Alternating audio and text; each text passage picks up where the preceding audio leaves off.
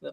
Olha, na Inglaterra, na Grã-Bretanha, mais do que Inglaterra, na Grã-Bretanha, que é um país ultra neoliberal, os trabalhadores e trabalhadoras das empresas uberizadas, de transporte de carros, porque a uberização é um conceito amplo, né? Nós estamos falando aqui agora a uberização no sentido estrito. Eles passaram a ser tratados como workers, não são mais autônomos. A legislação inglesa, assim, o determina. A Suprema Corte da Espanha definiu que os trabalhadores da Uber, e eu não lembro qual é a outra empresa espanhola, são trabalhadores com direitos. É claro que ninguém vai tirar a autonomia não, porque ele não tem a aparente autonomia de fazer o seu tempo. Mas é justo que ele se acidente e não tenha direito nenhum? Ele não tem descanso semanal?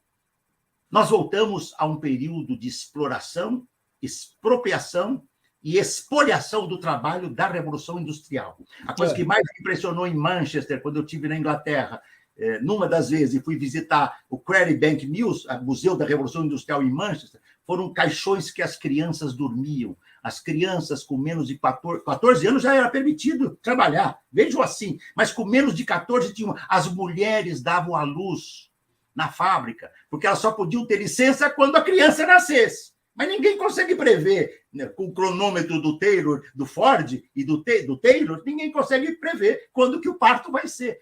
É este assinte que nós estamos voltando em plena era, tá certo? Em plena era da expansão digital e da indústria 4.0. A indústria 4.0 é um outro flagelo. Fiquem muito atentos com isso. Se tiver muita inteligência artificial, internet das coisas, big data, a impressão 3D, o 5G que tanto se fala agora, Vladimir, qual é a sacada do 5G? Vai agilizar imensamente o tempo de produção das empresas. O tempo de produção, de circulação das empresas vai diminuir muito. Marx nos ensinou, quando o tempo de circulação das empresas se aproxima de zero, aumenta a produtividade e o lucro das empresas. E quanto mais internetizado, automatizado e robotizado você tiver, mais bolsões de miseráveis nós vamos ter. A menos que a gente entre com, né, redução da jornada de trabalho, né, macro-regulação, e não tem conversa. Não quer macro-regulação, vai para um país que não tem, tá certo? E as lutas vão fazer com que esses países assim exijam. Uhum. A gente tinha insistido também em um ponto que acho que é complementar essa discussão, né, que diz respeito à reconstrução da ideia de salário, né? Porque dois elementos que nos pareciam muito importantes. Primeiro era a insistência na criação do salário máximo, né? Ou seja, que era uma maneira de não degradar os outros trabalhos, né? Porque, por exemplo, nessas estruturas que você conhece tão bem, onde você tem empresas onde a diferença do menor ao maior salário pode ir de 1 até 120, né? Isso significa que você está degradando as formas de trabalho, não tem nenhum trabalho que possa efetivamente valer tanto assim quanto o outro, né? Claro. Então, essa ideia de fazer uma limitação dentro da diferença entre o menor e o maior salário. E é muito interessante, porque... É vital isso. É vital. Mas colocada essa questão, a gente recebeu uma série de críticas dizendo: mas vocês vão acabar com a iniciativa, vai acabar com o incentivo que a pessoa tem, então ela ganha mais, então ela se desenvolve mais, então ela tem que ter essa ambição, você tira completamente a ambição da sociedade. Só que eu lembraria que em sociedades que têm um alto nível de inovação, como a gente estava falando das sociedades escandinavas, normalmente a diferença do menor ao maior salário de uma empresa é de 1 para 4. E isso ele não sabe. O trabalhador que vai te falar, até porque no Sul não tem isso. É isso. Vladimir, tem uma coisa importante. O programa não é uma coisa feita que o eleitor ou a eleitora vão aceitar. É um ponto de discussão. E muitas coisas que estão no programa, nós vamos rever, porque diz, olha, tem razão, é preciso modular. Agora, nós sabemos também que seria muito fácil a gente falar assim, empreendedorismo é a saída. Tá certo? O mundo é maravilhoso porque os inteligentes vão para o céu. O Elon Musk, essa figura delinquente. Nós temos dois deprimentes e delinquentes mundiais que eu sempre cito e presto a minha homenagem a ele. O exemplo dúplice da delinquência. O Elon Musk e o Jeff Bezos, que podia ser bem Jeff Bezos, né? Até encontrou com o Bozo, né? Veja bem, o que essas pessoas fizeram 6 meses atrás? O mundo destroçado, a pandemia matando muito mais do que 6 bilhões de pessoas, todo mundo sabe. Eles foram para o espaço para pensar nas formas de acumulação. Eu nunca torci tanto para o aviãozinho deles explodir, e braço para um lado, perna para o outro, mas como eu torci, entende? Podia ser uma explosão linda, assim, né? Hoje eu vim para cá, para o meu escritório, a minha casa é aqui do lado, meu escritório é separado da minha casa, mas dentro do meu quintal, e estava uma lua linda.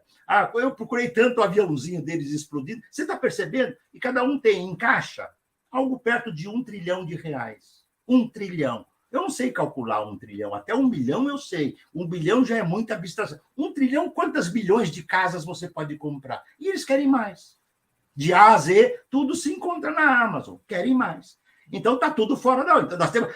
professor, mas você vai quebrar o direito de alguns que são mais inteligentes. Não são mais inteligentes. São mais expropriadores, espoliadores, tá certo? E exploradores. É muito diferente. E nós vamos comprar inimigos, entendeu, Vladimir? Vamos comprar gente que vai dizer, não, é por isso que vão bater. Se defender o empreendedorismo como um valor, cada um tem que cuidar de si, tá certo? Ele vai para o PL, entende? Ele vai para a União Brasil. Ele vai para tem tantos partidos, é o que não falta, né? A empulhação é o que não falta no sistema partidário brasileiro. Por isso que tem um estudo que eu gosto muito de citar, que você deve conhecer, que foi feito por 2 economistas do Banco da Itália, Guilherme Baroni e Saulo Morsetti, que fizeram uma análise do pagamento de impostos de Florença de 1410 até 2010. E o que eles descobriram é que eram as mesmas famílias, as famílias ricas. Ou seja, eles provaram que existe um núcleo feudal no capitalismo, né? O capitalismo ele se adequa muito bem a uma dinâmica de preservação feudal de interesses familiares. Quer dizer, imaginar que essas famílias elas têm mérito, no sentido de que, afinal de contas, elas têm capacidade de inovação, de invenção, de criação, quer dizer, seria o cúmulo da falácia, né? Agora, é isso que eles tentam, de uma certa maneira, nos vender, né? Vender exatamente essa ilusão de que, em última instância, aqueles que estão nessa posição, eles estão nessa posição por direito, né? E não por espoliação. Claro. E o direito deles, da propriedade, significa, tá certo? Digamos assim, a transmutação, tá certo? Da condição de assalariamento para a condição de servidão. Eu chamei, acho que foi pela primeira vez, e acho que acertei, escravidão digital. Nós estamos vivendo uma era que claro que é servidão no sentido metafórico. Eu sei que a servidão é diferente da escravidão e que a escravidão é diferente dessa... O Marx muitas vezes usou, e eu digo aqui o Marx porque é um autor que, para a minha formação, foi seminal, só que eu leio o Marx como ponto de partida genial para a gente tentar ir um pouco além, não para fazer um transplante. O servidão aqui no sentido da sujeitação. Quantas horas nós ficamos numa máquina hoje digital, celular? Quantas vezes eu paro meu trabalho intelectual na Unicamp para preencher plataformas absolutamente ignorantes e boçais, que a cada dia me fazem repetir quantos orientandos que eu tenho. Eu tenho quase uma dezena. Eu vou parar de ter, porque eu tenho que preencher isso.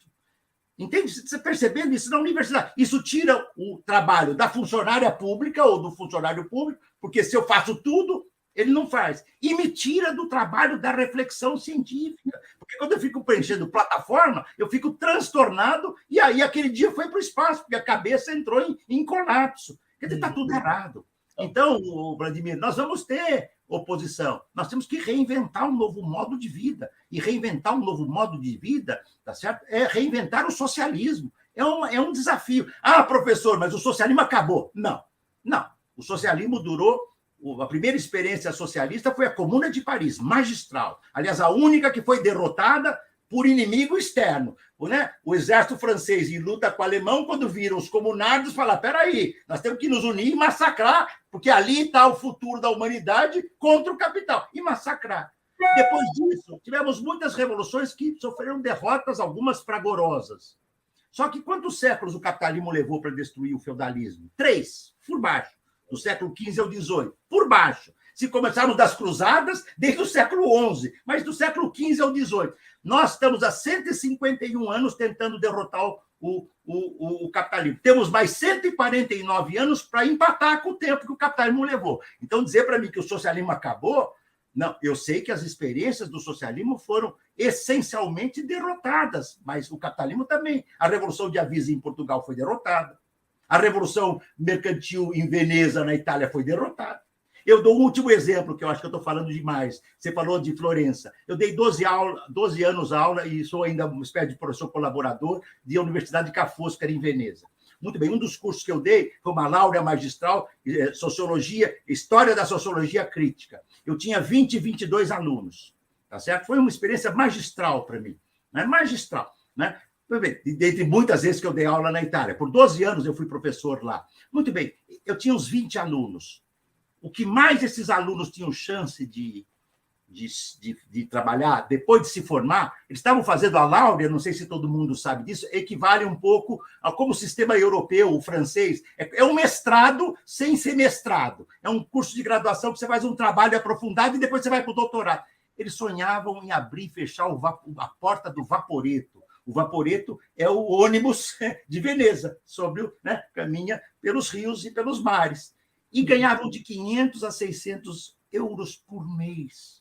Então, que futuro essa juventude tem? Por isso que uns falavam, professor, eu posso, e o curso permitia isso, eu posso fazer o seu curso, tá certo? Não tinha curso online naquela época. Eu posso fazer o teu curso sem estar presente, mas eu leio a bibliografia e te faço? Eu falei, mas como assim fazer o meu curso sem estar presente? Aí os meus amigos italianos disseram, é normal isso, porque eles estão trabalhando na Holanda, eles estão trabalhando na Alemanha, porque aqui eles não sobrevivem. É esse o mundo. E nós temos que reinventar.